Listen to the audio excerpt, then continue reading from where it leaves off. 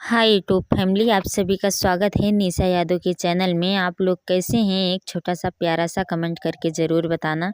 आज मैं आप सभी को सुनाने जा रही हूँ विवाह गीत, जो कि बहुत खूबसूरत विवाह गीत है। आप लोग को कैसे लगे कैसे नहीं लगे कमेंट करके ज़रूर बताना, क्योंकि अपने हिसाब से बहुत प्यारा गीत लेके आई हूँ आप सबके सामने। तो बहुत ज़्यादा खूबसूरत गीत है। तो आप लोग एक छोटा सा कमेंट करके ज़रूर बताना आप लोग को गीत कैसे लगे। देहाती गीत है। आशा करती हूँ आप सभी को बहुत पसंद आएगा, क्योंकि ये देहाती गीत है तो सारे अब शादी वगैरह पड़ रहे सारे लोग गाते हैं। तो कोशिश हमारी यही रहेगी कि आप सबको पसंद आएगा, इसीलिए मैं वीडियो आप सबके सामने डेली की डेली ले आती हूँ। और मेरी वीडियो आप सभी को कैसे लगी एक छोटा सा कमेंट करके ज़रूर बताना। आइए गीत शुरू करती हूँ।